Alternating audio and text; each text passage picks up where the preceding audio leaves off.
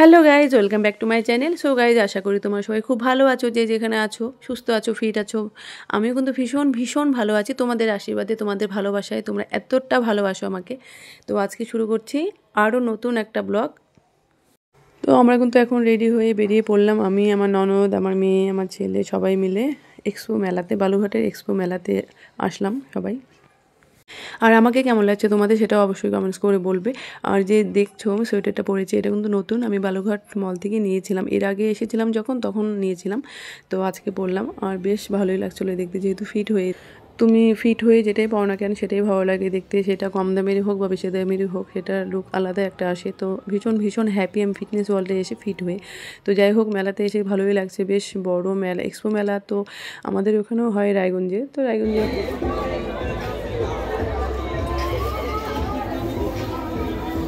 আর মেলায় এলেই তো জিনিস নিতে ইচ্ছে করে, সত্যিই খুব সুন্দর লাগছিলো কাছের জিনিসগুলো দেখতে, প্রায় জিনিসই সুন্দরই ছিল।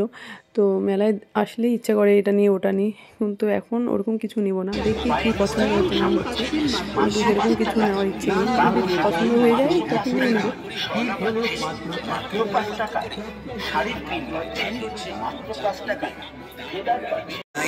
और शानदार लॉटरी जीतने का मौका पाए। तो दोस्तों, भाइयों बहनों, आइए आइए हमारे दुकान।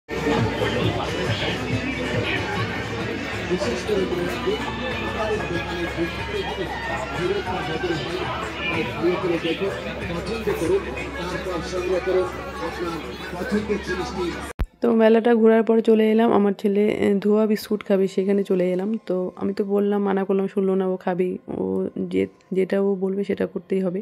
তো খুব জেদ। তো যাই,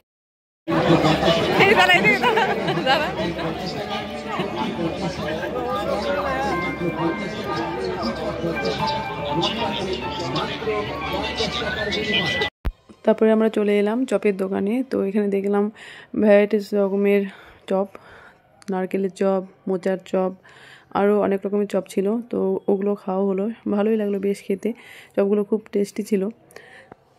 তো এটা ছিল ব্লগের প্রথম পার্ট। দ্বিতীয় পার্ট আরও মজাদার হতে চলেছে, কেউ মিস করবেন না। খুব তাড়াতাড়ি দেখা হচ্ছে আবার দ্বিতীয় পার্টে। ভালো থাকবেন, সুস্থ থাকবেন।